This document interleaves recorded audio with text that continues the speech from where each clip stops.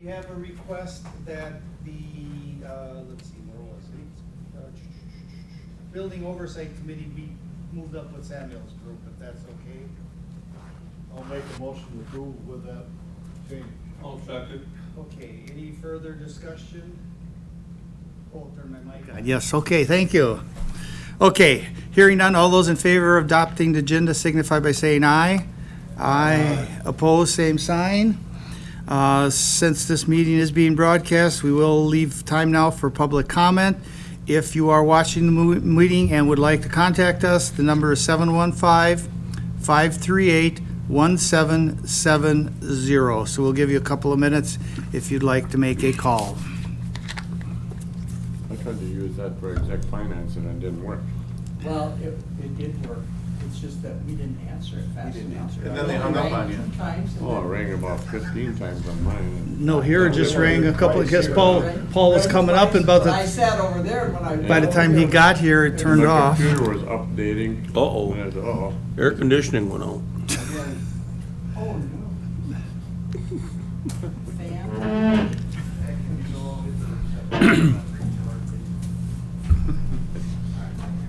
Yeah, what would we do? I remember piling bales in the hay barn on days like this. I remember days like that. Right And up it always next happened to be when you're really close to the ceiling. roof, yeah. The shade of a hay mow isn't very, There's no air in there. yeah. No movement at You come all. out, you come out. Kind of like 90 that porta potty the Come out, other day. yeah, come out 90 degrees, come out 90 degrees, it feels cool. After being in the hay mow. Yeah, drive down the street and ask some kid if he wants to come out and help you pile bales and all. Yeah. How much? We're gonna have my kids will just water the flowers on the deck while we're gone. How much? No, never mind, they didn't either, so it looked like they're all dead when we got over. Fried.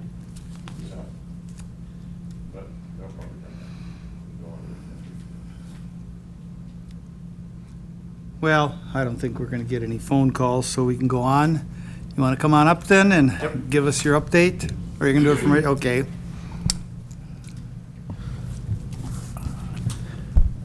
Morning, everyone.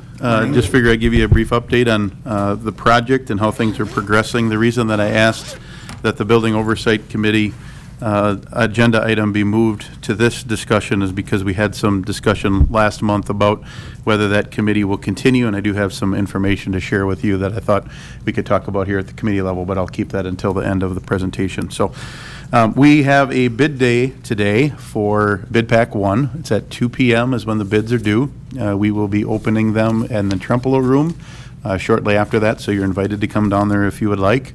The concrete, the excavation, and the utility packages are out, and we had a pre-bid meeting back in May, and we were going to have the bid date last Thursday, but we had several requests to extend the bid date because they wanted additional time, so we moved it back a week, so it's today.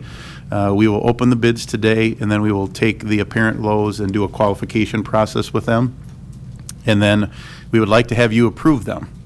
But my original schedule was to do it on the 3rd and then have them for you at your standing meeting today. But because we're opening them today, I would like to request a special meeting of your committee next week if we could. It does not need to be long. It would just be us gathering together. We would give you a recommendation as to the low contractors, and then you can tell us yay or nay as to whether you want us to award them. And then once we get your approval, then we will finalize contracts, the ODIP, all the insurance requirements, and then we can actually start turning some dirt. So we can talk about that meeting date for next week later on after I get done with the update, but just to kind of let you know where that's standing right now. We do anticipate to have good coverage today and then be able to give you some recommendations next week.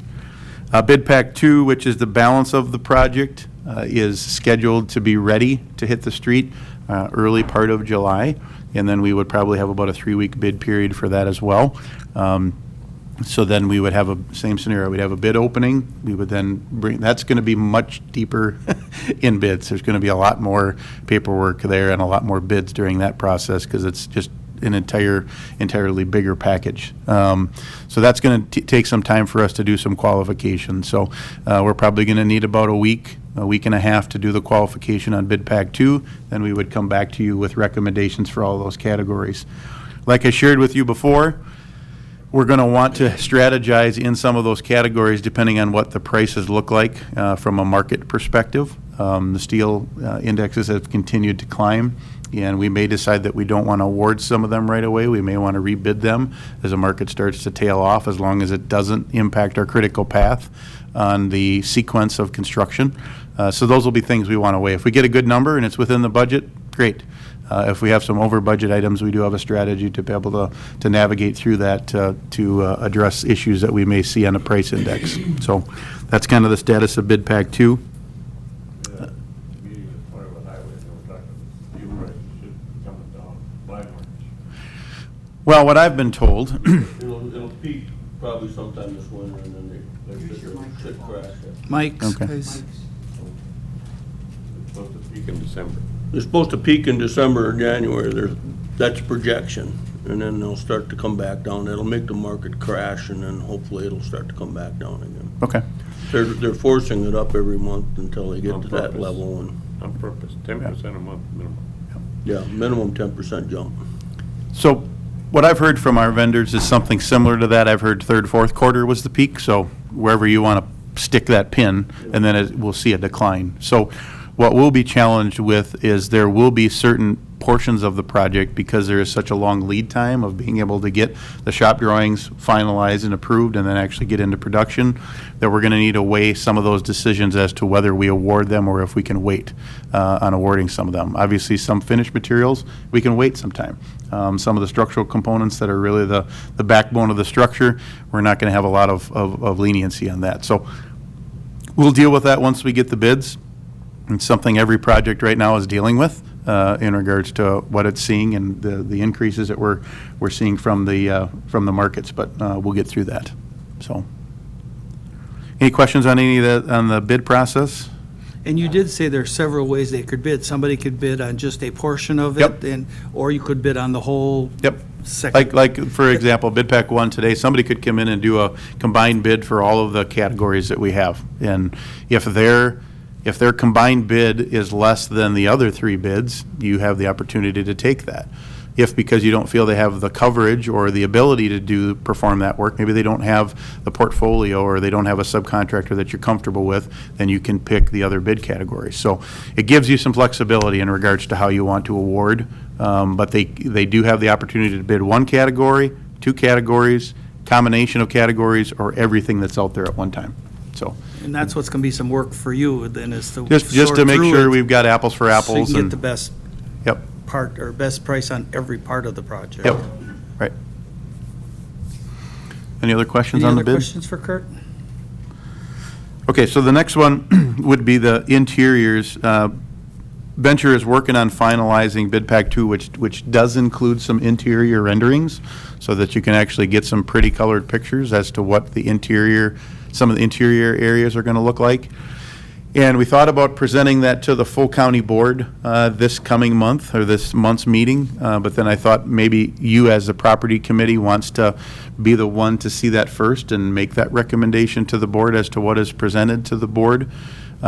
If we do have a special meeting next week to do that award, we could potentially have them do that presentation virtually. So you're going to see some pictures of kind of the main entry and maybe some of the corridors that are there, and maybe like the courtroom picture, just some of the key areas of the Justice Center. What's your thoughts on that? Would you want them to do that presentation to your committee during the special meeting? Do you want that just to be, you guys can make the decision and say, just have them present it to the board this month? Whatever you would like to see, I can give that direction to Venture. Next week's special meeting. Yep.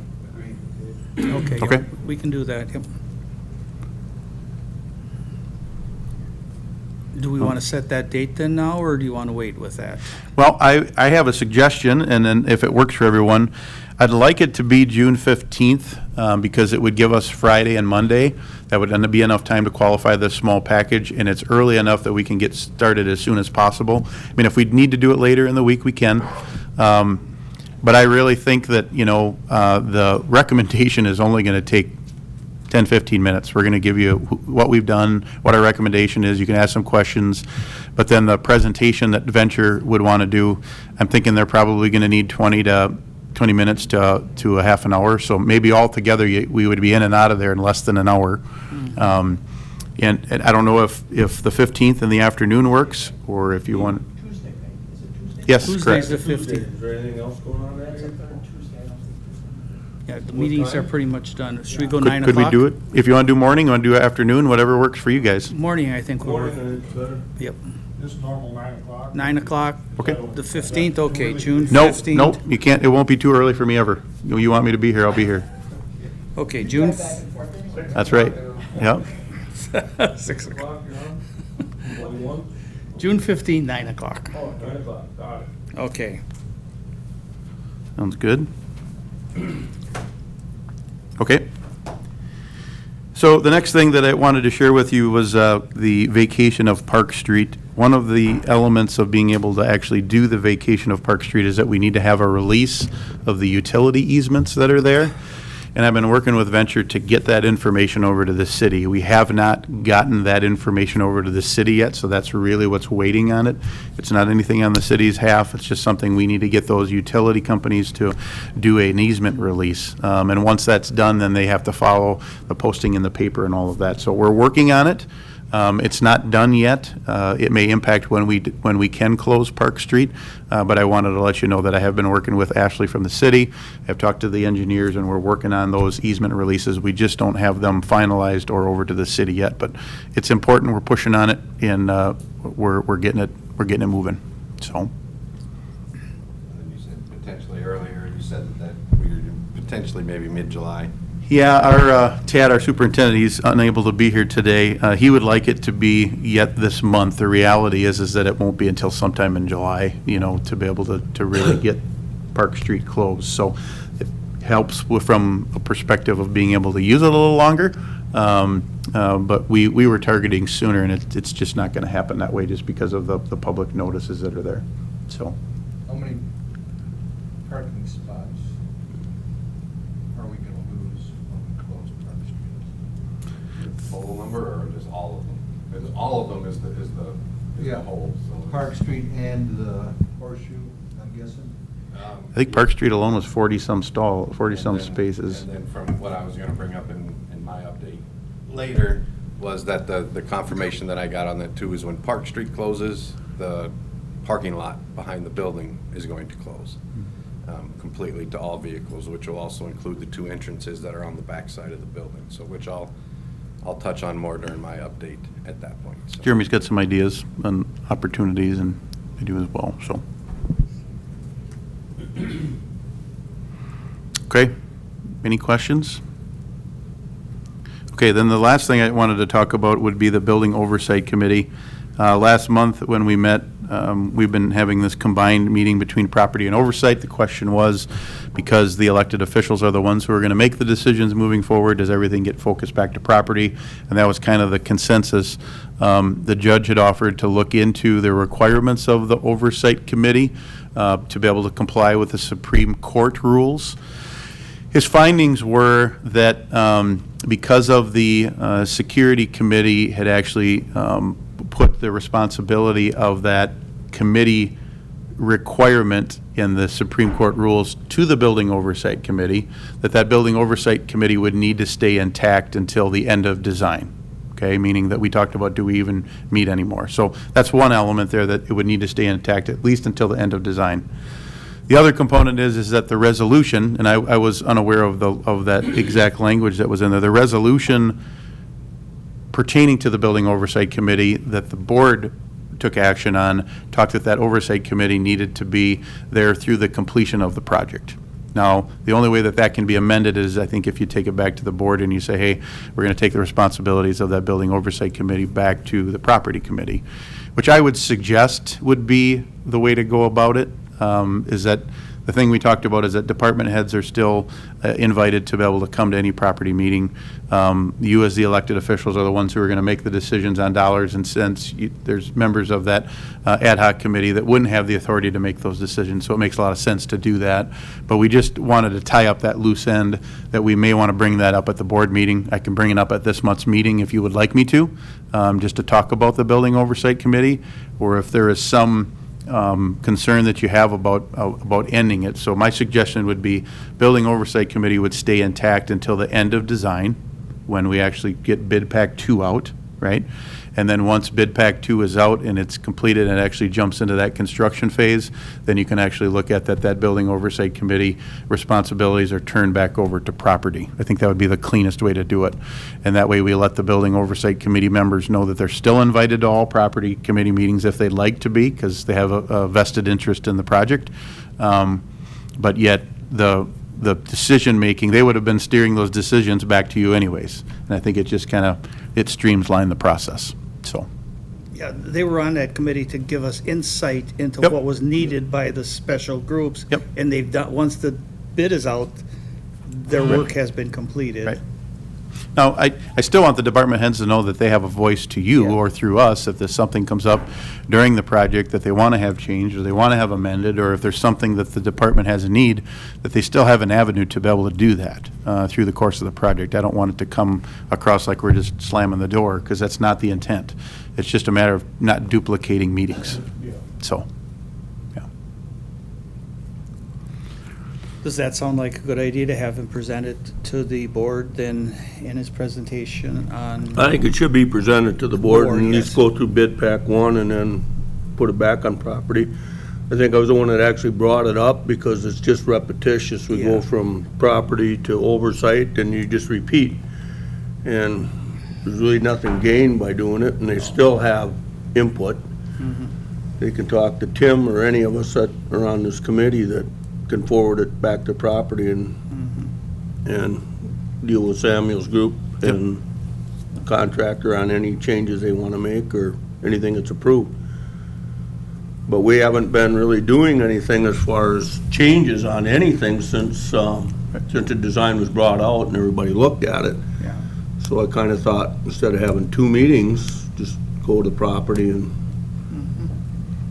that's kind of where we left it. And There's so- still open meetings that can. Yeah, they're still open, they can come here anytime they want, they can call in, they can do whatever they want to do. Go virtual or, Comments. Yep.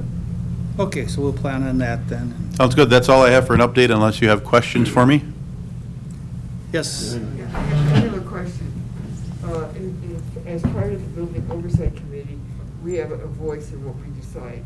What happens when that becomes part of the Property Committee? Is anyone from the Building Oversight Committee still allowed to vote on something? Does the question make sense? I think, if I can,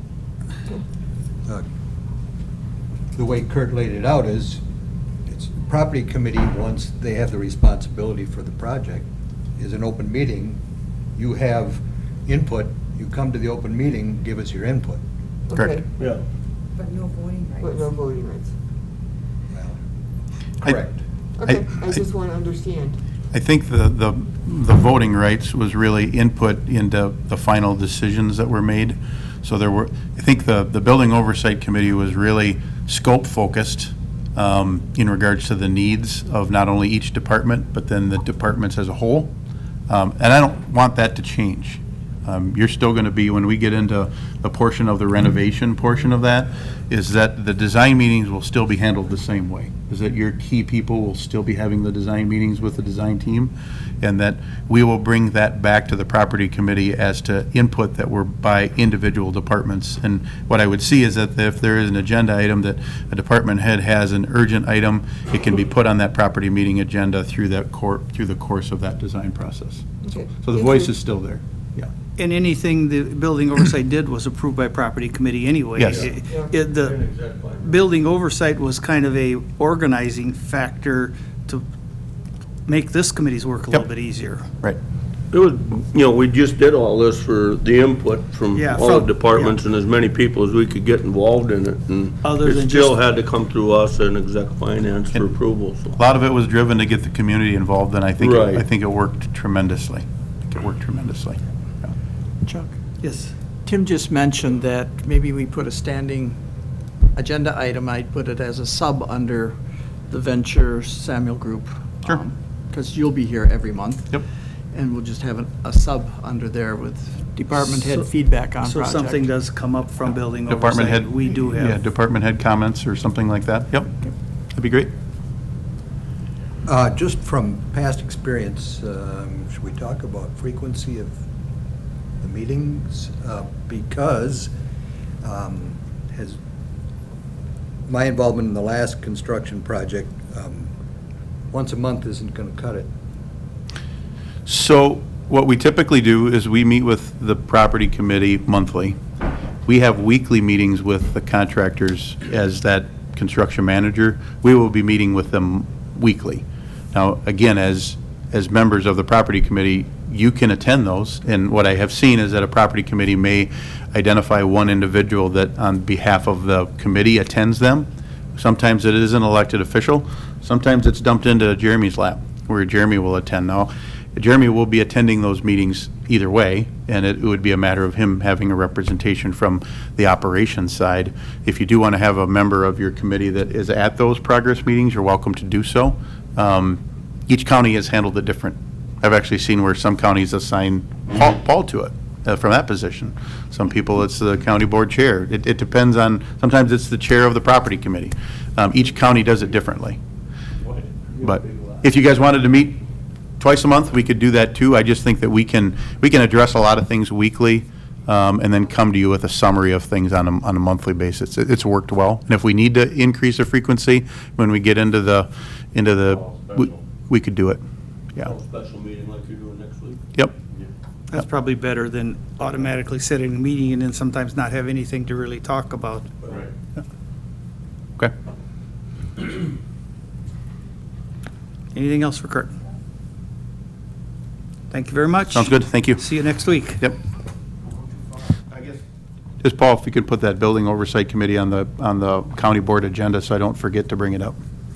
And I don't know if you need a resolution to amend the resolution that you took action on to bring we would have to talk to Rick about how that works. Yeah. I don't know I that, think there would be.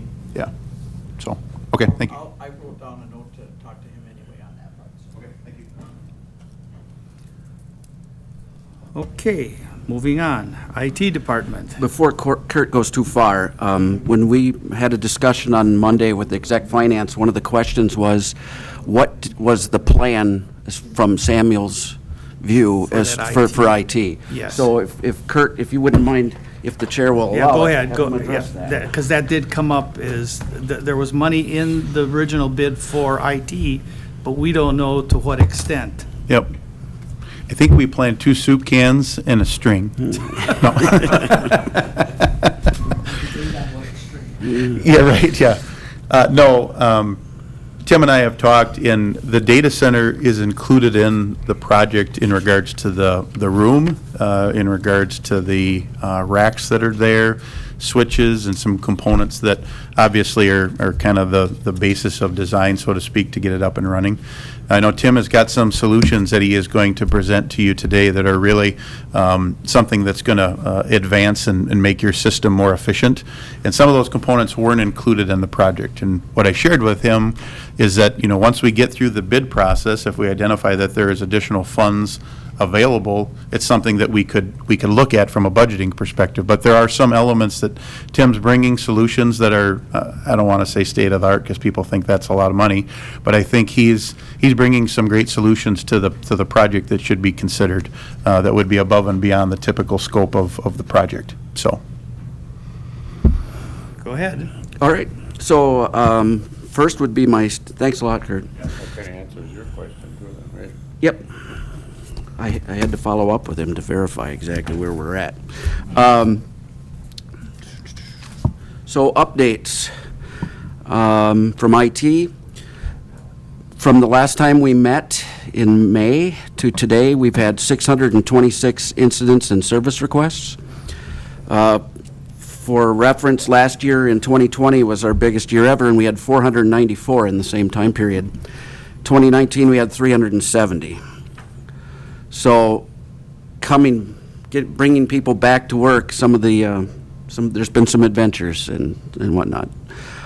Printing year to date, we're at 500,000 black and white copies, 80,000 color copies, about 3,600 a day, which is actually a little less than I was thinking, because you had an election this spring, didn't you? And then the Sheriff's Department's doing a lot of printing because of this project.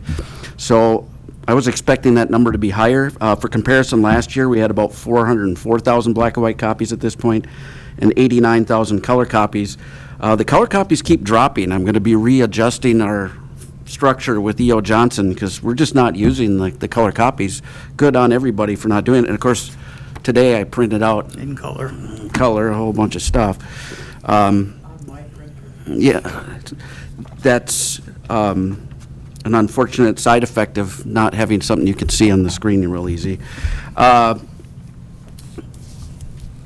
Basically, updates since we last met. There's a lot of broadband grants out there, and I'm going to be meeting with TCC soon to have a discussion about what their plans are. The last time there was a round of grants, they did some updates in the area around Arcadia, and I think the county might have an opportunity to participate in some of this, and they're due in July. So I'd like to meet with TCC. I've been approached by Bug Tussle, and there's some state initiatives being initiated by Charter, so I'm going to be sitting in on a couple of their webinars. Basically, what I'm hoping for is that all the stakeholders in the county, the schools, the county, the municipalities, the townships, the hospitals, and then all the people the telcos who provide the services, we can work together to come up with a plan and get some funding from the government for it and provide some more rural broadband. Hopefully I'll have an update at the next meeting to see where we're at. If I'm not mistaken, on the news, I've been hearing that the state of Wisconsin has like a $1.4 billion surplus, and they're deciding how to use that money now, and some of it has been brought up to increase broadband in the state, which I think would be a very good idea. Well, From a teaching aspect, I know Yeah. we send kids home with computers, and if they're not able to connect, that computer does them absolutely no good at home. Bug Tussle's making some very ambitious plans with certain counties. They're coming in and proposing a 10-year plan, running fiber to the door in some places, going with putting up towers and going wireless in other areas. But most of the counties have approached are mostly flat. So nothing like Trempealeau County for trying to get a signal to go over the air with all our hills and valleys. So it's a discussion I'd like to have, because some of the grants are matching, some of the ARPA funds can be spent without any consideration for broadband. They're really pushing broadband, so I think we have to look into it as a county. And TCC's been a great partner with us for years, so I'd like to give them an opportunity to speak to the issue right away. That's all I have for updates. Any questions on those? So instead of doing the presentation on the screen, which was annoying last time on Monday, I've handed out the presentation in color paper format, murdered some trees, kill a few more. I might be an honorary deputy at some point. Yeah, cops love paper. All right, so part of the reason I'm proposing this now is I'm hoping to secure funding commitment, either from the project, from grants, from future budgets, from previous leftover monies, what have you. I'm just looking to make this committee and the Exec Finance Committee aware that there's an opportunity here to help my department get through the next couple years without having to add additional help. So the presentation, let's see, where's my list that I have for you today? The first thing that's on your list is remote access switch. that we were going to seek FEMA funds. I went and sent that proposal off to Integrity Group, and they came back with that if we'd have done that a year ago, that would have been considered part of the emergency response. But now it's standard operating procedures to allow your department to work remotely. So they don't consider it an emergency anymore. They don't think we'd get FEMA funding for that. So I'm using budgeted funds from my small items request, and I paid for a switch for our existing data center, and then I will just include that cost in the data center going forward when when the Justice Center gets built. So I will not be asking for funds as that, what am I, 3A? I don't have the agenda in front of me. That was 6A. 6A, okay. So I'm not asking for funds on 6A. I'm not asking for funding of the paperless board management solution.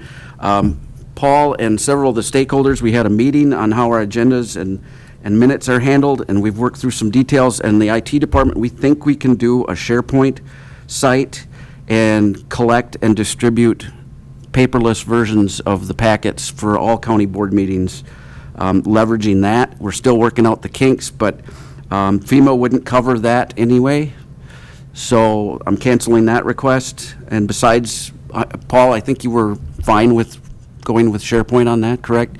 You hadn't found anything that really met the needs? I watched that demo from Granicus.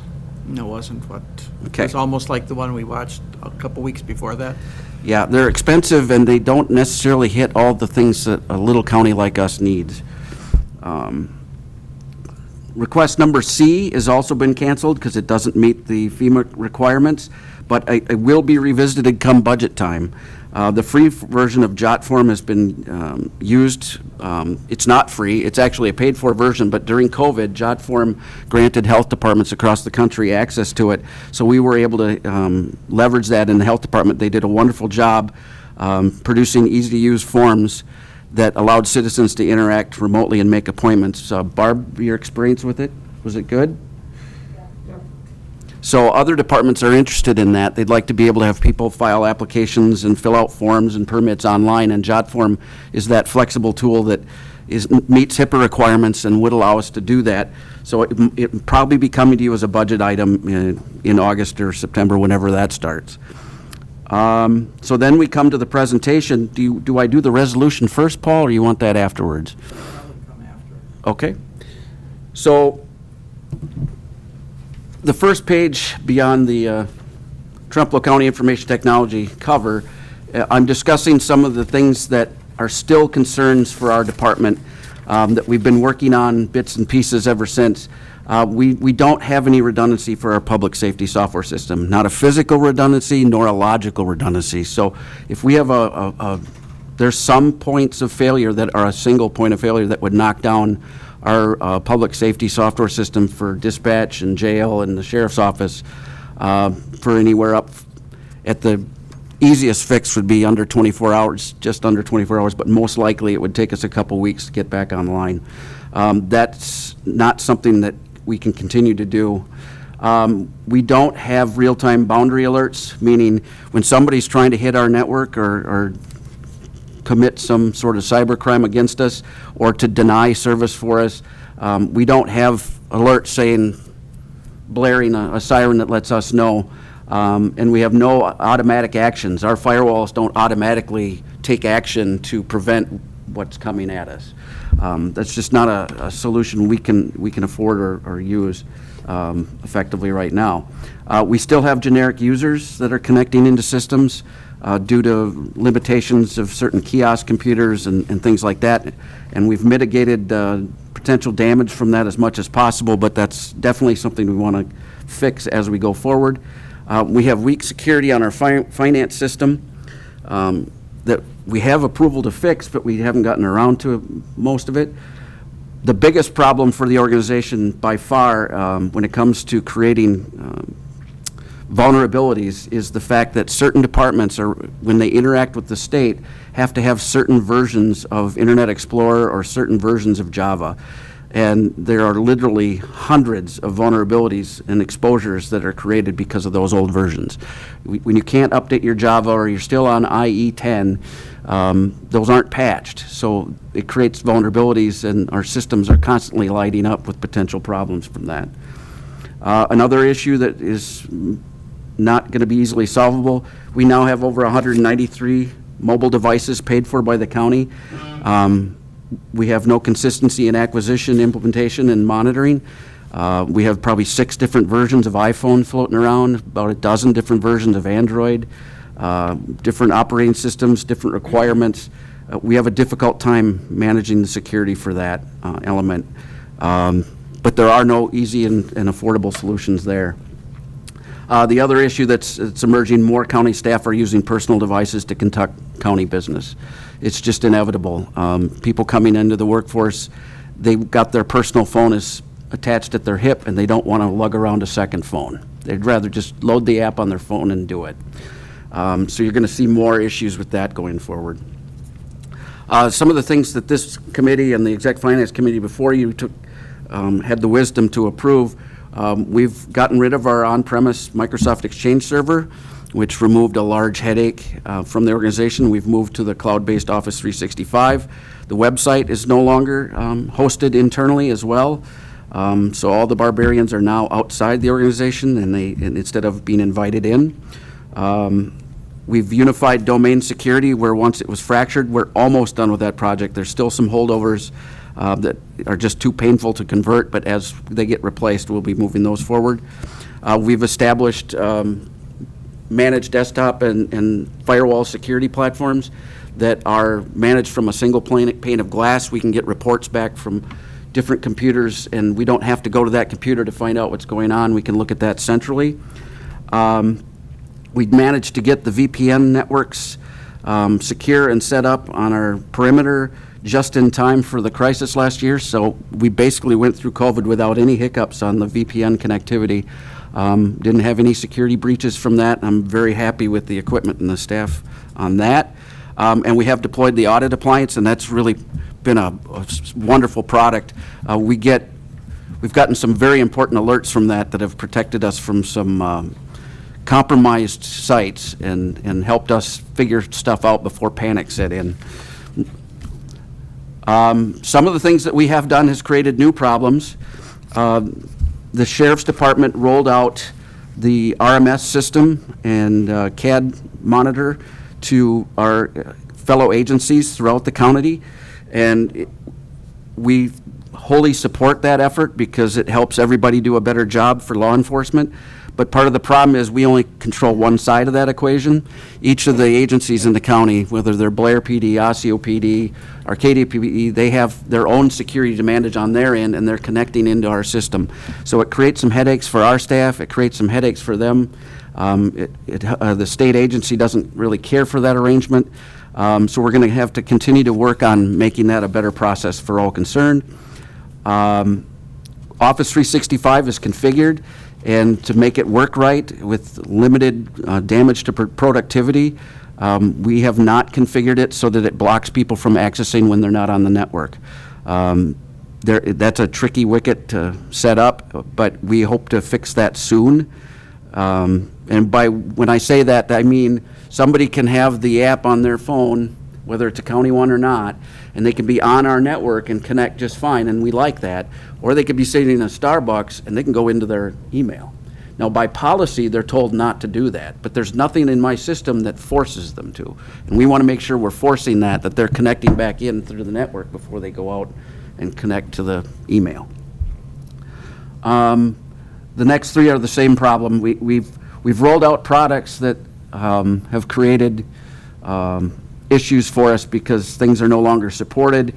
OneDrive is a very powerful tool, and people are starting to figure out how to use it, but we have a difficult time managing it because our policies are not up to date.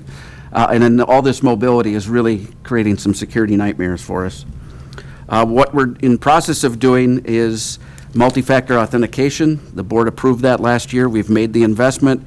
We have one more piece to configure. We are piloting it. It has been successful for the two elements that we've got it under, but that'll be rolled out this summer. That'll be fun.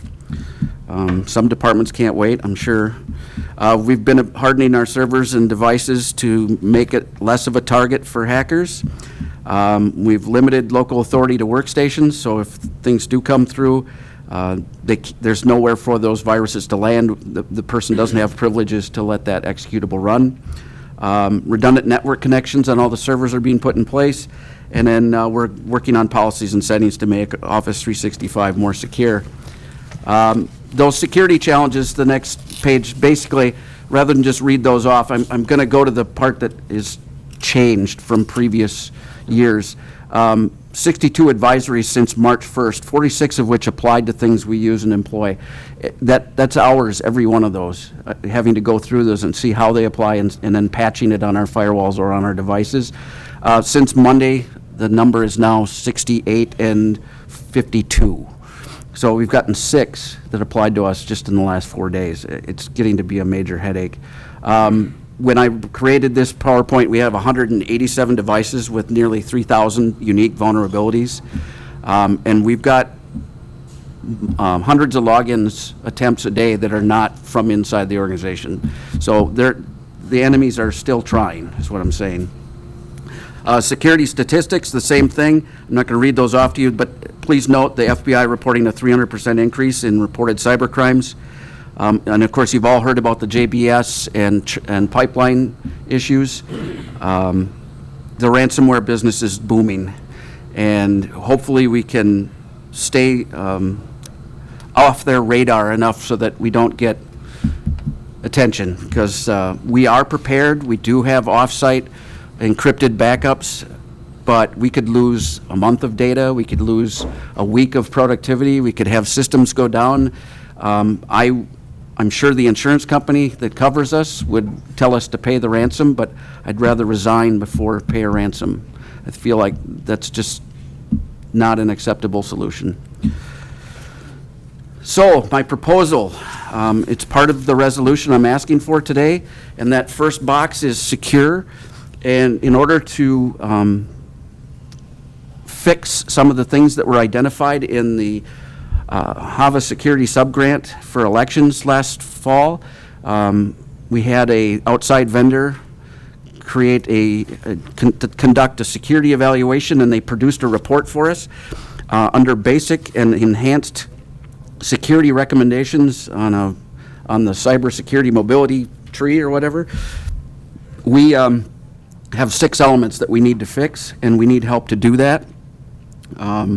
This committee asked me to figure out how to move forward without adding staff, or if we did need to add staff, what should we do? So the proposal for $27,000 is to get 150 hours, 150-hour block from CAP Data, the people who helped us identify the issues and who've been helping us move forward with multi-factor authentication. My staff is comfortable working with their experts. We've been working with them for a while now, so we'd like to go forward with a block of hours with them, and then have them help us mitigate those elements, document, manage it, make it so that my staff can take care of it moving forward. And then in the next step would be in future years, if those hours expire, we might seek additional funds for more consulting to mitigate some of those other security issues that are a little more difficult to reach. I'd like to propose that we change policy, and I'm asking the property committee's blessing on that. We can't keep up if we're keeping old gear around. The IT and municipalities for the longest time was really cool. You'd go buy a Windows XP machine or a Windows NT server, and you just run it till it died. We weren't a target for the hackers and the ransomware people back in the aughts and whatnot. But now they've learned how to monetize shutting down public safety. They learned how to monetize grabbing personal health information and social security numbers. So municipalities have become a target. So we can't wait 6 months to apply patches anymore. We have to roll security measures as they come available. So keeping equipment around on older operating systems, it's just not maintainable for us. We can't keep up with all these vulnerabilities. So what I'm asking for going forward is, for older equipment, I need hardware support on those, and that's part of the cost in the proposal that I'm not asking for yet, because I want to get bids for that. I got an estimate for our existing equipment that is out of warranty of about $9,600. But like I said, before I bring it to property, I want to get bids to see that those numbers are accurate. We need to be able to put equipment in that is scalable, and what I mean by scalable and maintainable is my staff can take care of it, and then instead of having to buy a whole new one of something, we can just add a module as we go. So if we need more disk for video that's slow, we just add that module. Instead of having to buy a whole new appliance, bring it in, configure it, roll it out. I'd like to have us consider a system that expands as you need it, where you need it, instead of just haphazardly buying new equipment every time a new need comes up. So, upgrading the network. This is one of those things that Kurt did build into the solution. In order to operate the new Justice Center and the facility as a whole at a level that's acceptable based on all the new things we have coming in technology-wise, we have to accommodate all these new cameras. We're going to have to accommodate a phone system upgrade at some point in the next 20 years. There's going to be things thrown at this network, and we have to prepare for it, including my proposal for a virtualized solution. So we're upgrading the backbone to 10G. The estimates I've received are between $170,000 to $250,000 for making that happen. I'm hoping to bring it in for under that number, but that is what I'm hoping to secure funding for, not today, but I want the Property Committee's consideration as to how we're going to give IT a solid number that we can move forward with, because we're going to get help to do this. We don't think we can do the acquisition and scope of the project on our own. We're going to be asking for vendors in an RFP to say, we want you to help us figure out what we need, and then we want you to do the bid process and deliver a solution that meets the requirements that we discover.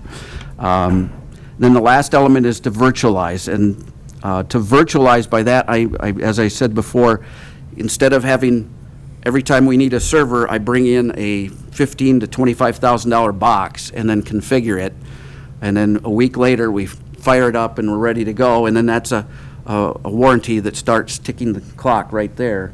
I would instead buy what we call a hyper-converged solution, and it would be multiple nodes, and all the elements of those servers are built into that device.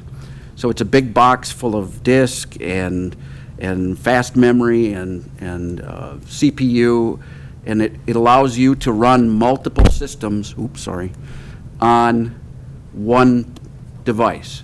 So every time we need a new front-end server because the sheriff has a new feature that needs to get connected to a database, instead of having to buy a server and bring it in and configure it, we can spin one up in this virtual environment in less than an hour, and we'd be ready to load that. And then we're not trying to cram all these different applications on one physical server. It allows us to spread the load out, be redundant. If there's a disk that fails on one of these pods, the public safety system, they don't even know it because it's automatically running on another part of the device. And it also allows us to expand as we need to without additional cost. So if we need to add another server, we're already paying Microsoft per processor. We just add them. So that solution becomes eminently supportable by my staff. We aim to propose this and follow up and deliver a product that hopefully would allow us to continue maintaining everything we're doing for the next decade without adding a staff member. So with that, I put together a 10-year budget that is the best guess I can do. And there's my proposal, which includes the networking components and the virtualization and not adding additional staff. And the 10-year cost to that is $402,810. The proposal for this year of $36,866 is that $27,000 I'm asking for, plus an estimate based on the initial response I got for hardware support on existing servers. That's going to be unavoidable. I have to pay that at some point this year. So that's why under the do nothing category, that $9,866 is sitting there. I'm still doing something. I have to go get support on those devices. Adding IT staff, I picked out a number somewhere between what a security, a new systems admin and a new tech would cost, and built that in, and we can look over the numbers before, but by not adding a staff person and doing the proposal, we'd save $1.3 million over 10 years. Doing nothing would cost us an extra $300,000. The concerns with my proposal, to be upfront about it, the next 2 years are going to be a very difficult experience for the IT department. We're way behind from the last year. The multi-factor authentication, we had hoped to get that done last fall. There's things that we just let slip, it's going to be very daunting to stay on top of the big project going forward.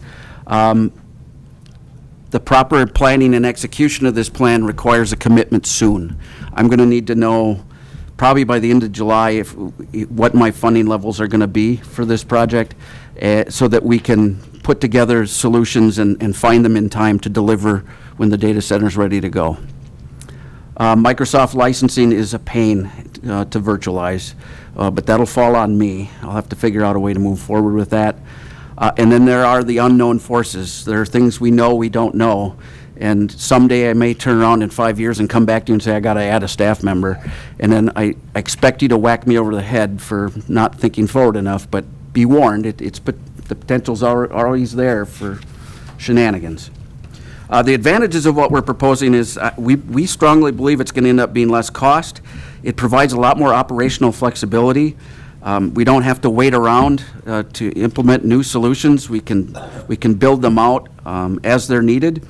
Provides redundancy for the critical applications for every department, and most of all the public safety software system. Make me sleep better at night knowing that's taken care of. It is maintainable by my staff. It would have a single pane of glass. We can manage everything from one screen instead of having to bounce around from device to device. And even though if you choose to hire an additional staff member to help us through this, we don't think that's a panacea, because finding people that want to come work technology jobs in little old Trempealeau County isn't always so easy. And I've got a team of 4 people that work together really, really well, and they really don't want to mess that up. So they work hard, and they're prepared to deal with the next couple years. So we'd really rather not hire an additional staff member if we can avoid it. So with that, I will stop yammering on and let you know that the spreadsheets to follow are probably not the easiest things to go through, and I'll leave it up to the committee if you'd like to address those at this time. Or if you want to review them as homework and come back next month. And Just a question on that hyper data center. I see that you're hoping to have that happen in 2023, so that'll be something. down the road. For now, we'll get to that with what our proposal.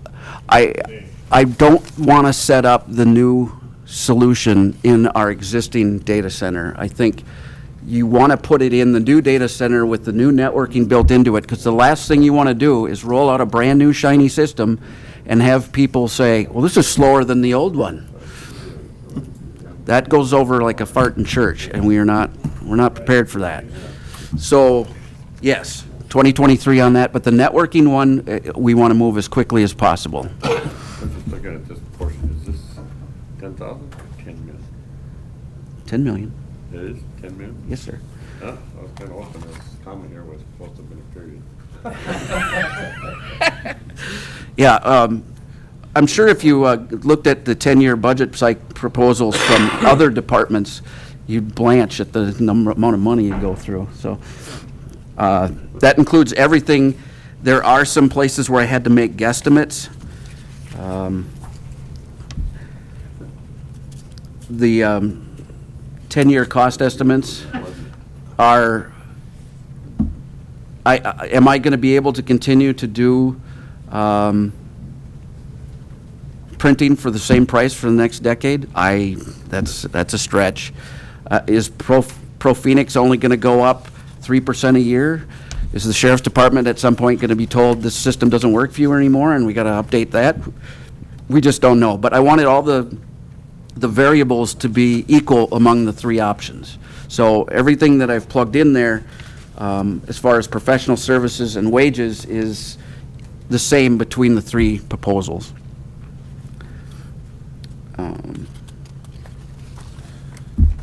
The key money savings come from not having to replace individual pieces of hardware as we move forward.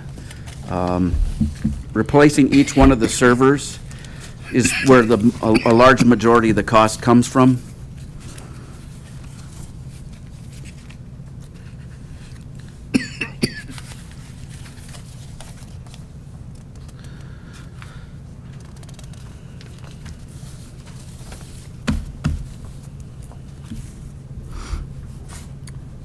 So now you would like to have the resolution to transfer the funds.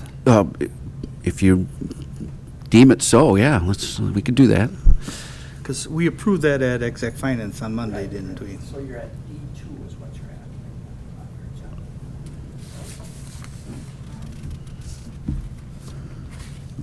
at. Should I read that then, and we can get it on the agenda then? I don't know if I should, I think I did that. Exactly. You want to exec finance?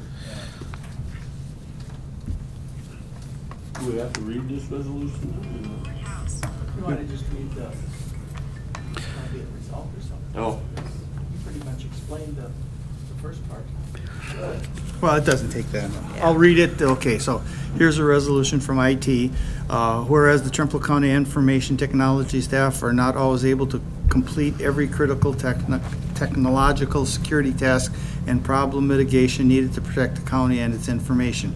And whereas in 2020, a complete security evaluation was conducted that analyzed and identified existing security measures and made recommendations for further action using multiple industry standard metrics, and whereas the information technology staff tasked with implementing the security components identified in the 2020 security evaluation lack many of the required skill sets, have limited access to training, and do not have the necessary time to correct the identified concerns. Whereas the security evaluation results were not available prior to the completion of the 2021 budget, and whereas the estimated cost to secure a third-party consulting firm for the enhancement of the county security status by correcting 6 enhanced security controls is $27,000. And whereas the purchase of these services will greatly assist in allowing existing in-house staff to mitigate security issues, protect county data, and prevent a loss of critical services. Now be it resolved that the Trempealeau County Board of Supervisors approves the transfer of $27,000 from the general fund to account 101.51450.210 for the purpose of securing a third-party consulting firm to assist in improving the county's technological security situation, and introduced by the Property Committee. So basically, it summarizes what you talked about. No new staff. We're going to go and hire somebody to get us through this time, and we'll go from there then. Move for adoption. Okay, we have a Second. motion, and we have a second. Do we need any further discussion on this? Anybody else have any comments, questions, concerns? Okay, if not, all those in favor of approving this resolution signify by saying aye. Aye. Oppose, same sign. Okay, so Paul, then you'll get it on the county board agenda? Yep, and I've got one for you to sign. Okay, that we'll have to sign. And that should take care of you then? For the most part, I would like to ask for how you'd like to proceed, because I think this committee should be the one that makes the recommendation as to whether or not you want to proceed and set aside funds so that we know what we're dealing with. The Exec Finance Committee can decide whether they approve it or not, but you're the one governing IT and the operation, and I'd like for you to be able to make a recommendation. Now, do you need Exec Finance to tell you what mechanisms are available to us, or how would that work? Are you talking about for right now or in the future? Well, I'm hoping to get an answer sometime this summer. Sooner is better than later.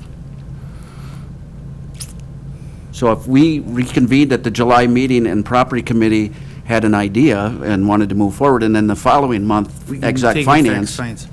That's probably the way we should from the bottom up, yep. rather So than you'll have a reversing it. You'll have a proposal for us then, or you want something from us? No, I'll have the proposal is all ready to go. I just I needed to get this in front of you so you had an opportunity to go through all the numbers and look it over, find the mistakes, find the things that make you go, what is that? And then I can, next meeting, I'll come and I'll put the actual numbers in front of you. You can say, I had questions on this, we can have a feedback, and then you can determine if you want to make a recommendation or not. Then we could send it to exec finance. I'd appreciate that. And then any resolution we produce. Because right now I'm kind of lost as to, Yeah, I I would don't, need a little more Yeah, we organized. don't know what that number is.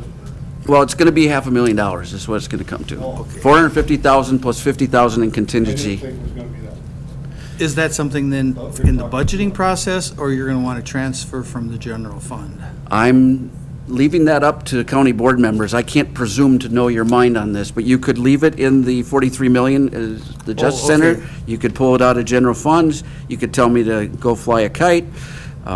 There's whatever you, But if we do that, then will Kurt have a number for us that's gonna be covered on Well, that I would- 450? what I'm asking for is you to tell Kurt, this is the number, and you're going to have to work around Ask it. him then, is that what you had planned? Well, that's not what he planned, but if the board says we need that to be the number for IT for that data center, then that's what he's got to work with. It's not like the carpeting gets changed at the end. I need that, I can't wait until those last moments. So it's basically setting a priority on this funding But I inside think that He budget. kinda explained this morning, the wiring and this and that.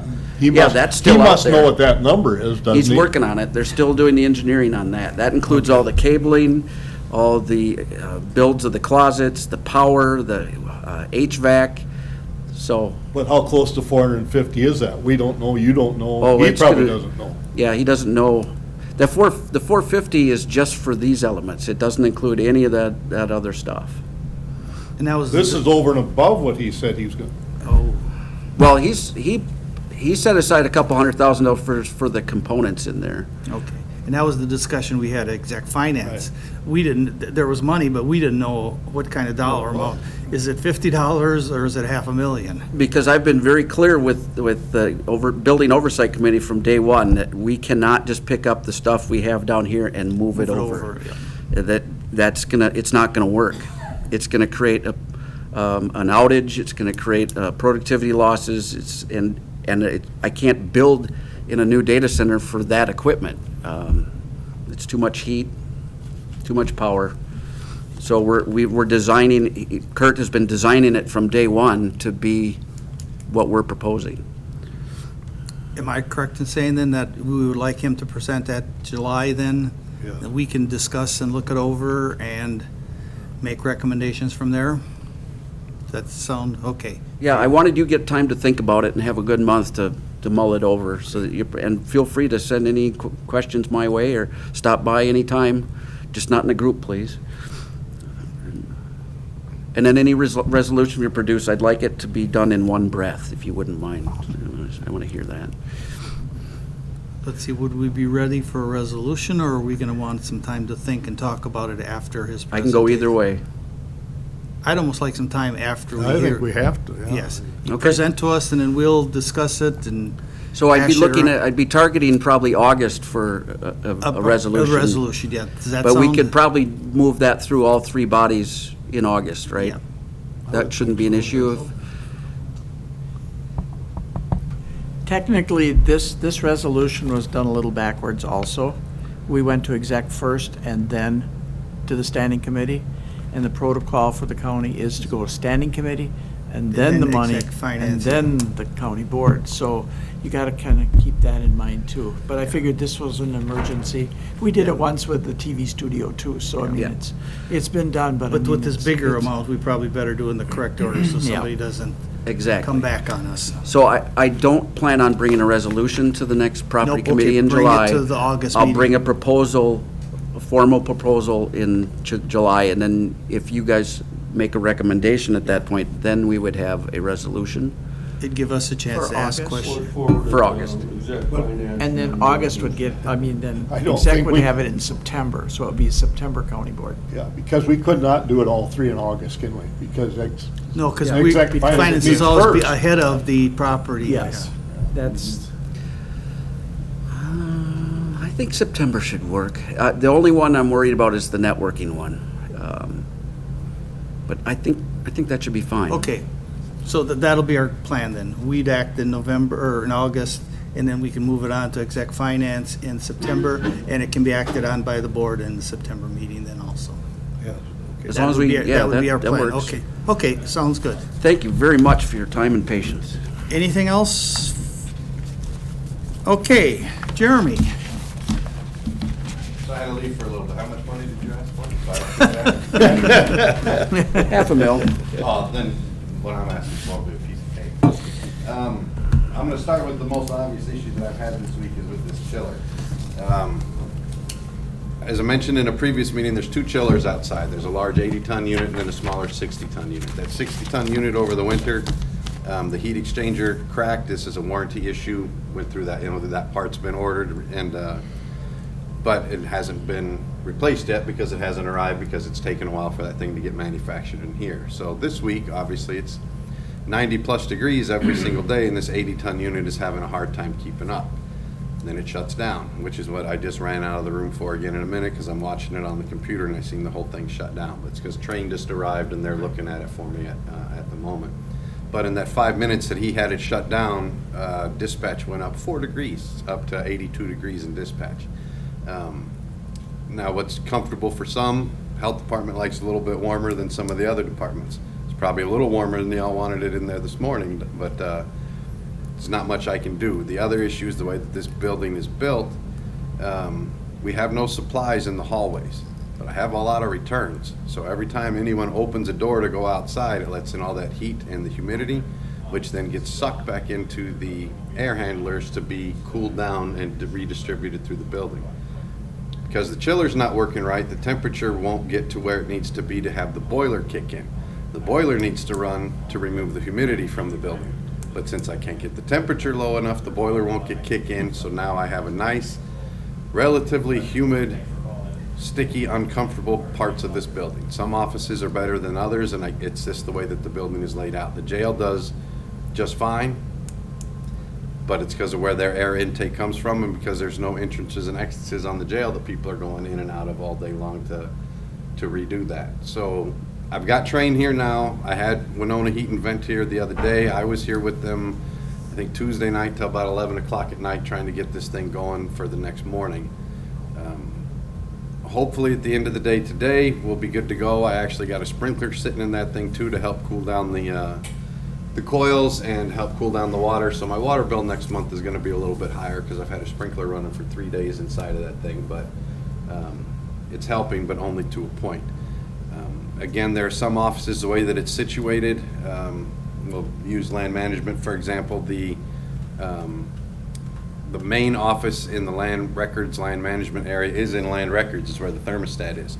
That controls the entire land management area behind 4 or 5 different office doors plus the main open area. So if Ann wants it warmer, everybody's warmer. If Ann wants it colder, everybody's colder. That was just the way the things worked out because of when we did a slight remodel in that area.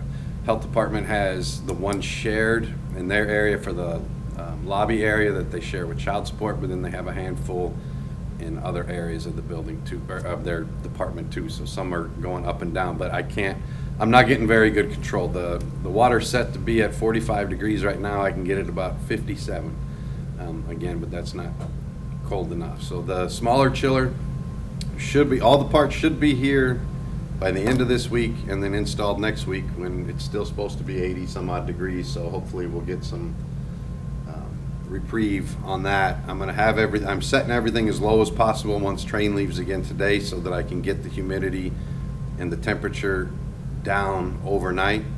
And most of these units shut down around 6 o'clock in the evening because there's nobody here in the building, but I'm going to circumnavigate that and have these things run all day, all night, so that when people aren't here, when the doors aren't opening, that we can really temper this building a lot better so that when people start coming in the next few days, well, tomorrow and then over the weekend, we'll keep it running.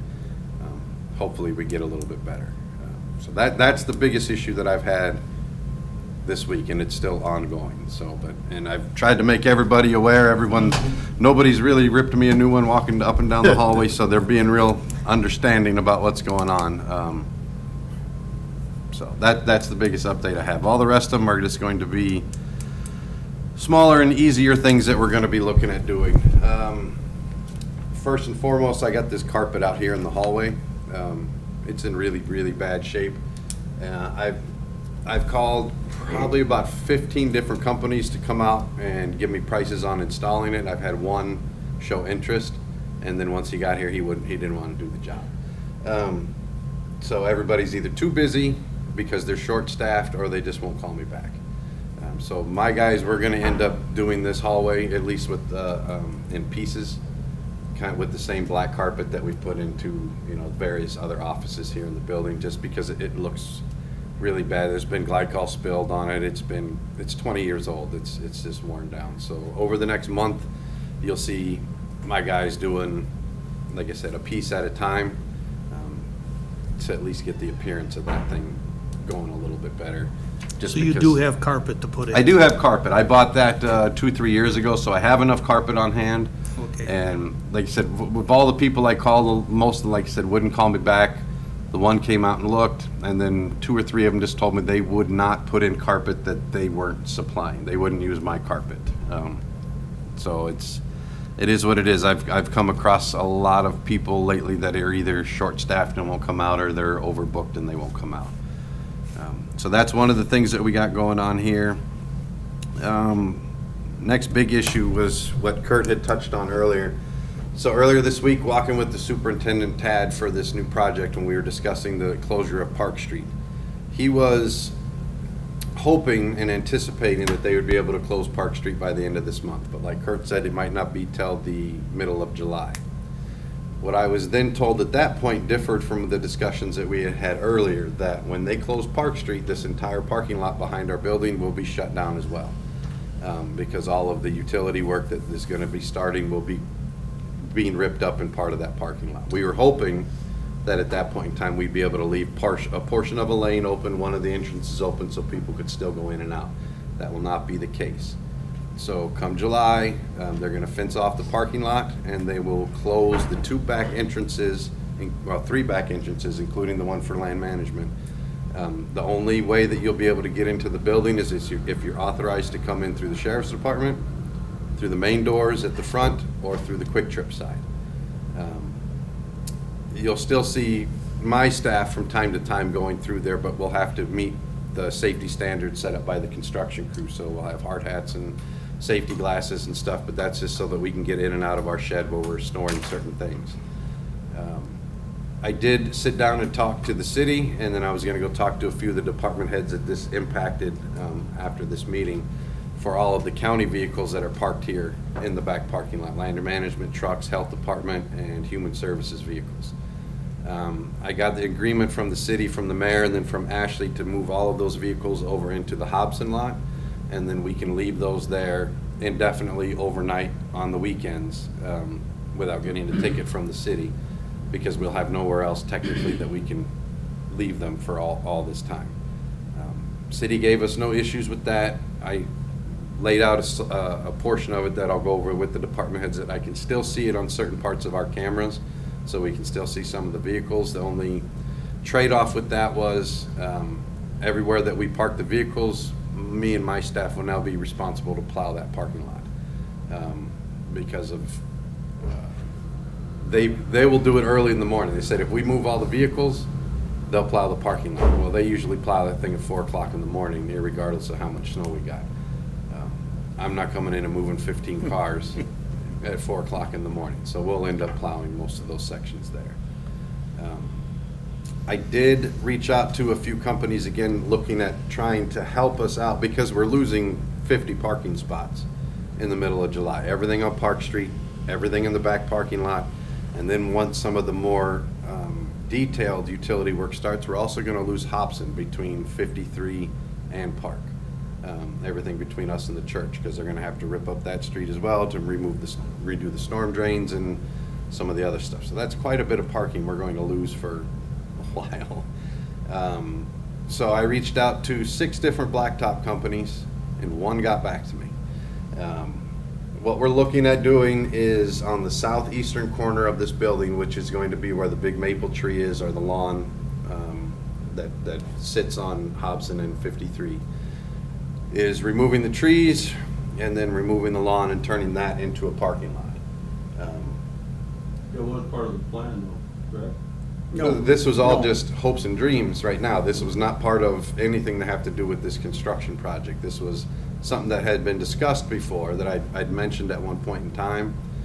But then once all this came to fruition, that everything is going away that quickly, I tried to step up the process to get a price. Now, I had gotten a price to do this maybe 3 years ago, 4 years ago, from Sen Blacktop. Sen Blacktop is one of the companies that won't return my call right now because they're too busy, short-staffed, or however it works out to be.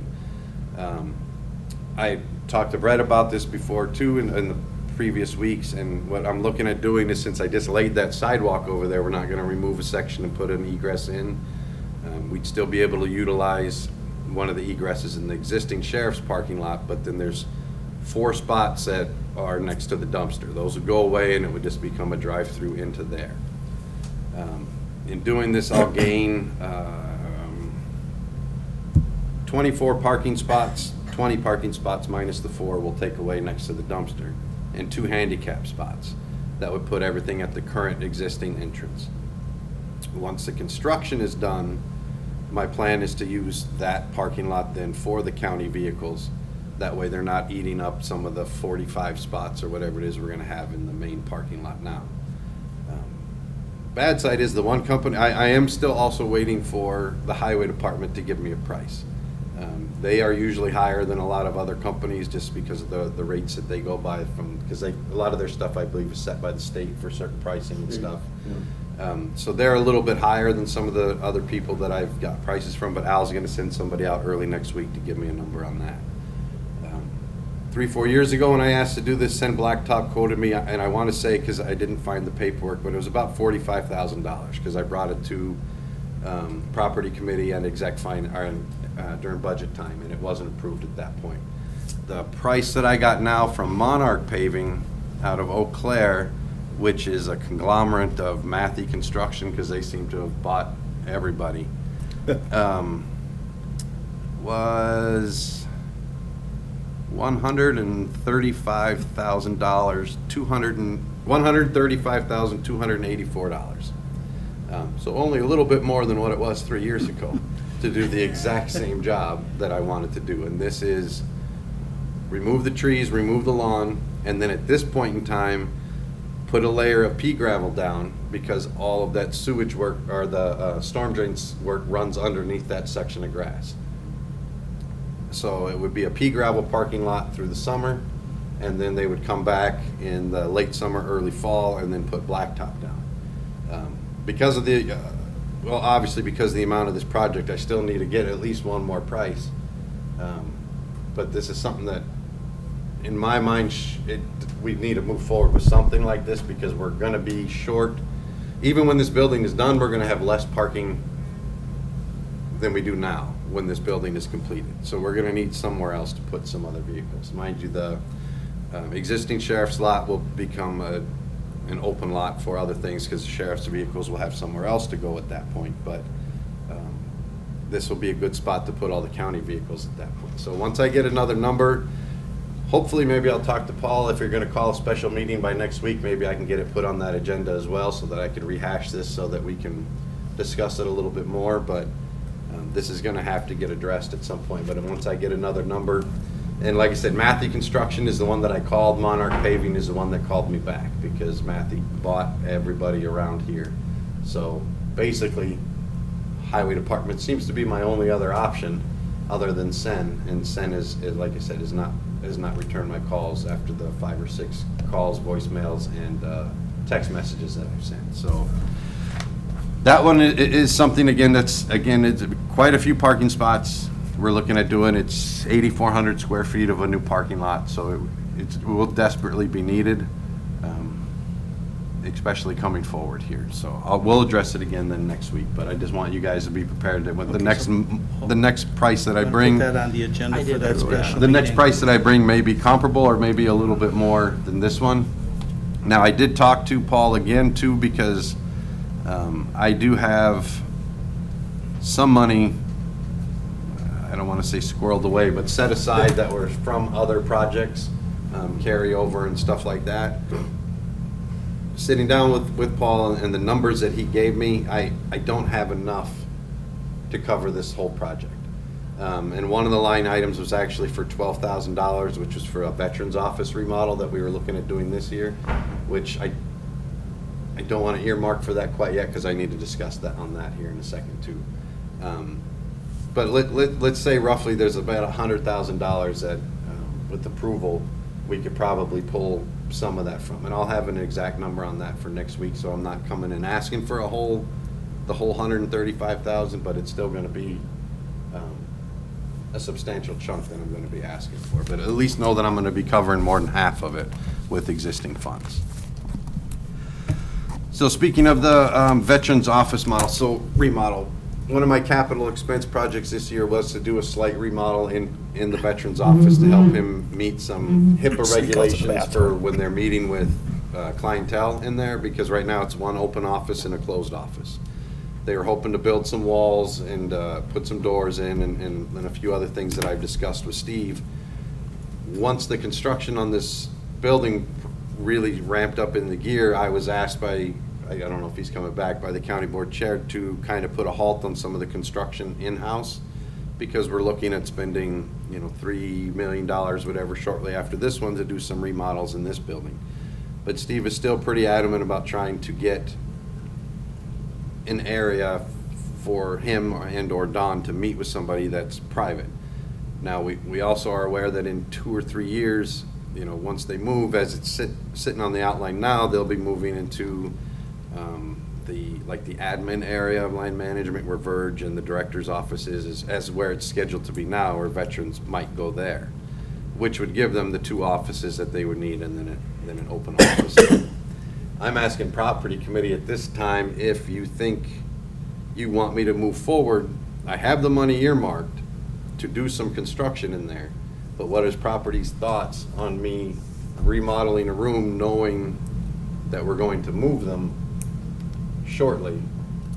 Do you know who's gonna take over that office? Where Veterans stands now, Yeah. as it sits, Human Services would absorb that area when this is done. When everything gets shifted Have you around. talked to anybody in Human Services to see if that would work for them, if you did that? For them, as far as I know, Deb was looking for open areas. I haven't status with her on what they want to use that room for. I mean, if you're gonna spend the money, and they're gonna end up taking over that area, is that gonna be something that she's not gonna wanna tear it out, make it bigger? As it sits right now, though, that room, I think, is going to get absorbed into the treasurer's office, into a bigger open room, whether it's for a cubicle type area or whether it's for another meeting room that's just for them. Because right now it's hopes and dreams written on a set of blueprints, but what it finalizes to be could be something 180 degrees different than what we're looking at right now in 2 years or 3 years. What are you looking at for a price to do all that? I got $12,000 budgeted for that right now. I'm not gonna exceed that, so I'm not asking for any money. And it's money that you've already approved and an exec finance and budget already approved, so it's already in my budget. I'm just looking for, because I was asked by John once to kind of put a halt on things, if we do want to move forward. Because I understand where he's coming from, because right now, if you walk by Veterans Office on any given time, if they've got their door open, the main door from the hallway open, Don's desk is right there. And then they have a chair outside of the office for if there's a second visitor to wait to go speak with anyone. On the other side of that coin is I haven't seen Dawn here in a while either, so I don't know when she's scheduled to come back or when she's going to be meeting with people again either. And Steve has his own office, so I mean, I can play devil's advocate on both sides of this question of, yeah, I understand why he needs it, but maybe he's not having more people coming into the office right now until this is done. you know, so I'm not exactly sure where. And there's no other option for him to go. I've got nowhere else to move him. Where he could go for a special meeting. Yeah, I mean, if he really, I mean, like, if if he's he only- wanted to have, he could use one of these rooms if they're available. It would be, you know, an awkward meeting to come down here with a veteran Right, for right. one-on-one meeting in this size room, but it's doable if he needed to do that.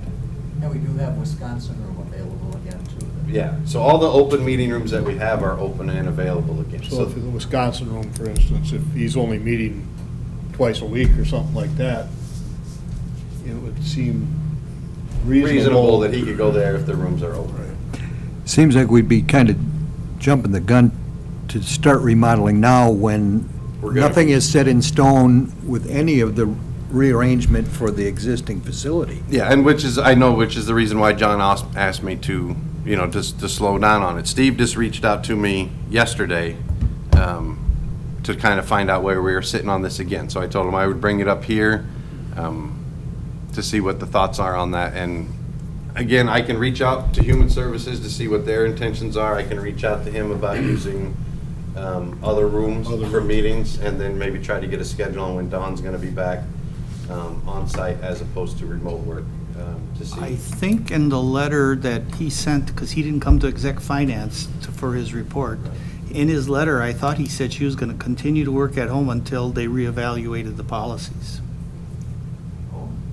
So I don't think there's any rush for her coming back right now. Okay. Well, I'll have a few more discussions, but again, bringing it up here so that you guys have it in the forefront of your mind when it comes up again, so. I guess to me, if it's gonna work for, you know, Human Services and they're okay with it, you could spend the money, but if it's not gonna work for them and you're gonna tear it out after you go ahead and do this in a year or so, I don't think we should be spending the money on it right now. Okay.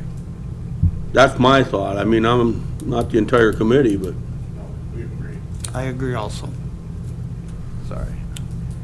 I guess I'd be in favor of waiting until we get things a little more concrete with who's going to go where, because that could certainly change dramatically between now and the beginning of remodeled construction.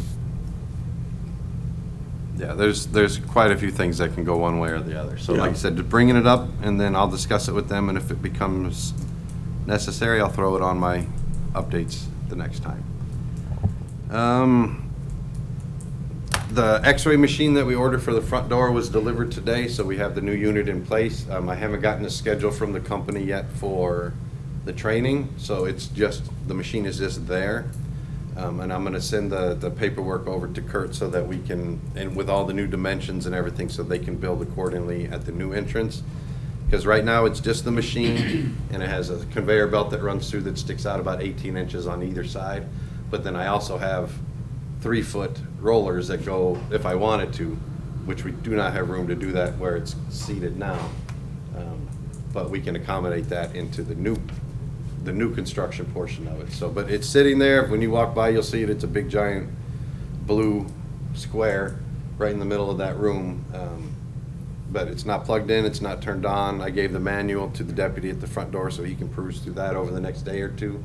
And then once I got confirmation on the date, because the purchase of this machine did come with a 3-hour training window, and then I'll reach out to the sergeants and the sheriff's department so they can schedule anyone they can think of that's going to be running that machine to come in and do the training. Because this new machine has all sorts of bells and whistles that the old one didn't. There's, you know, the way it changed the color scheme, they can search for certain densities of metal, certain types of things that are deemed parts of explosive units, and then it has a whole training program where you can set it to make it look like you're putting luggage through there, and you're looking, you know, even though you're not feeding anything through it, it'll have a whole display of stuff going through that then they can, you know, train each other with on that one to see exactly what they're looking for that has stuff hidden in those suitcases. So it'll be a good investment for that front door, but like I said, you can check it out when you leave today to see what it looks like, and then by the time you come back for your next meeting or next month, it'll be in operation, and I'm sure Mark would be happy to show you what it looks like on the screen. So the other stuff that we did was across the road here on that open lot, they put up that metal fence all the way around the perimeter.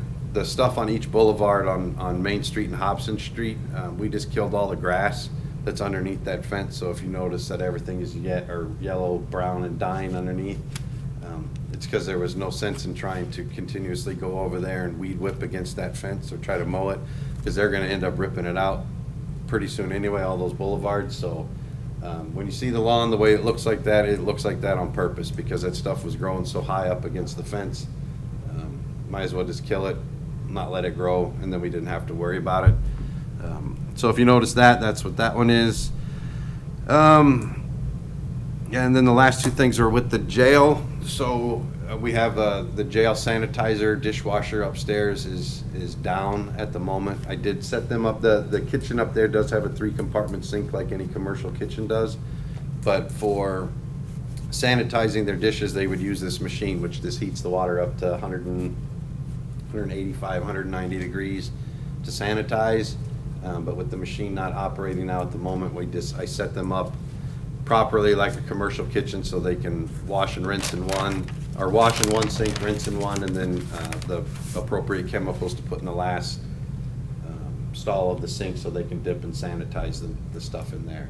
Again, the sanitizer that's up there is an older machine. I'm not looking to replace it because who knows what we're gonna end up putting in the new jail kitchen. So I'm just doing my best to keep everything up in that jail just humping along for the next 18 to 36 months, depending on how long all this stuff takes.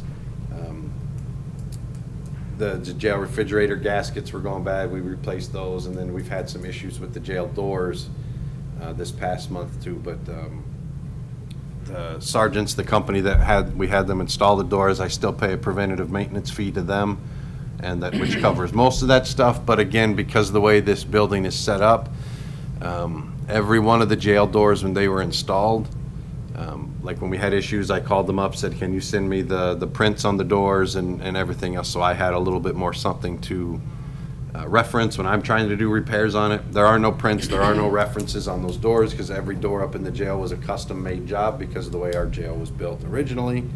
It didn't meet any of the caveats and guidelines of any other jail anywhere ever. So every door was built custom for up here. So when a part goes down or breaks in these existing new doors, everything is recast. So it's not like I can just call up and order part 1A. Here's the exact measurements of what I need. This is where I need the grooves cut. And then they cut it and cast it, which takes anywhere from 2 to 16 weeks, I found, to get certain parts on these doors. Yeah.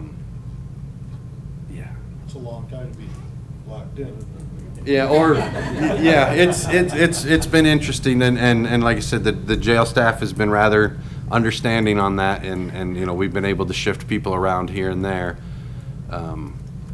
to accommodate that. But I think the longest we've had right now is we had one cell in one of the blocks that was down for about a week. We were waiting, but that one I cut some steel downstairs. It wasn't pretty, but it functioned, and then they came in and smoothed all the edges out and got it running again. So no other major concerns, no other major issues at this time, thankfully. Like I said, just the chiller, which I'm still watching at the moment.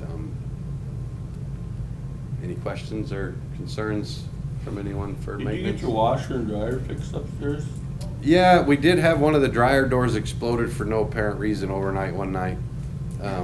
So that was interesting, because the jail just put in a ticket, said the glass just shattered and fell out of the door. But again, warranty issue. So we had one of the dryers down for about 2 weeks, maybe a month ago, while we had a new door shipped out. Are those units going to transfer to the new jail? As far as it sits right now, when I did talk to Kurt about that, I'm looking at getting like machines installed over in the new jail so that we can just transfer those over. I did let them know that if they are going to go that route, that's perfectly fine, but we need to make an appointment with the company, either Appliance Service Center or the company that I bought the machines from, because none of those machines fit through our doors. Yeah. So when I buy them, they have to come in, they have to disassemble the entire machine, move it to where they got, and then reinstall it into the, I know the new jail will accommodate the machines, but our existing jail did not. So If they choose to shift them over, that is perfectly acceptable for me. At that point in time, they'll be 5 years old, 4 years old by the time we want to move them over. Did you get a trade for them? We could potentially trade them in, or if at anything, I could sell them on the surplus site, and then that's the only way that my department makes money, but I can kick that back To get them in. out of here anyway. Correct, because, yeah, the cost of the unit, now, right now, I'd end up paying quite a bit more to have someone come out, disassemble, and then reassemble in a new location. So that's something that I'll work with Kurt on, and then we'll see what's gonna be more cost-effective at that point. But either way, they're gonna have to get disassembled at some point in time, because if we vacate that jail, as it sits again right now, I think it was UW Extension that was gonna be taking over that section of the jail, which was the nurses' area, because they were interested in using the kitchen. They weren't interested in using a laundry facility, so those would end up still having to come out at some point, reassembled, put into the garage downstairs, and then sold off on an auction site, so. Okay, any other questions for Jeremy? Thank you very much, and we'll see you next week then. Jeremy? Yeah, well, I'm gonna hang out for the next one too, so. Find out what's going on. Next. Okay, relocation of county departments. That's how Chuck wanted me to put it on there, so it wasn't just because of one department. It's the whole ball of wax. So does anybody want to speak to it to start with? Well, the one thing that has come up is moving land records to having the exec finance as the oversight committee. That was talked about a couple of times now at exec finance. That'll be on the agenda. That'll be on the, do either of you want to say anything about that, or?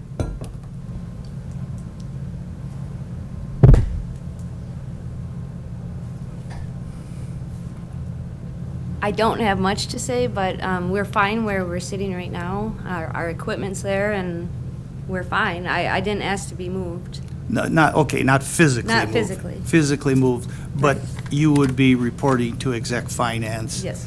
As an oversight of Yes. your department then. Yeah, we're not gonna move anything now. Yeah. Because we had talked, I think it was, we had talked about the work that would be necessary for you to move your actual operations would be extensive, and at this time with less than a couple of years left, it's not really worth it, I don't think. Right. And that's the only reason I thought that people were going to discuss that here, so. No, you mean as far as physically Yep. moving you? Yep. Unless this committee feels that they should be moved, and if you say you can function where you are, that's fine with us then too. And so then we'll expect an update from you quarterly to the executive, and who takes care of notifying, Paul will take care of notifying you when it is your month to give your report to Executive Finance Committee. Okay? Simple enough? Are the rest of you here for a specific reason, or just for wondering what's happening? I was here for the Building Oversight Committee, not knowing I got bumped up on the agenda, and now Yeah. right now, we're not even gonna have it at all. So Right. I got off the phone with Kurt, so. Yeah. But it was interesting listening anyway, so. Well, and just an update for you a little bit is, at the next county board meeting, we're gonna discuss what we should be doing with the Building Oversight Committee. Is it really necessary for all of you to keep meeting when you've already given us your input? And then eventually everything came back to us anyway.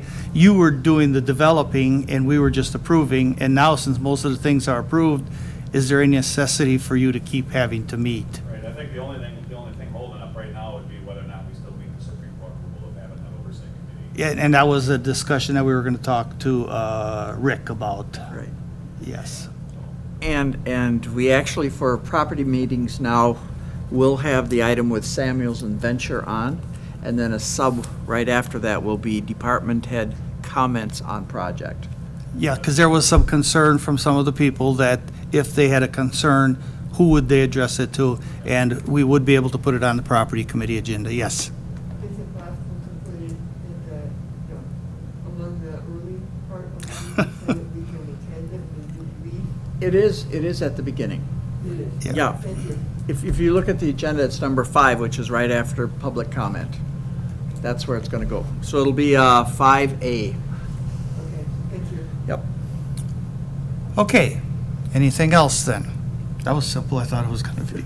I, Looking around, I was We seeing all didn't these, know- but wonder, what do we open up here? well, yeah, and I did mention to people, because a lot of people thought it was just land records. A lot of people thought that's what it was, and I said, no.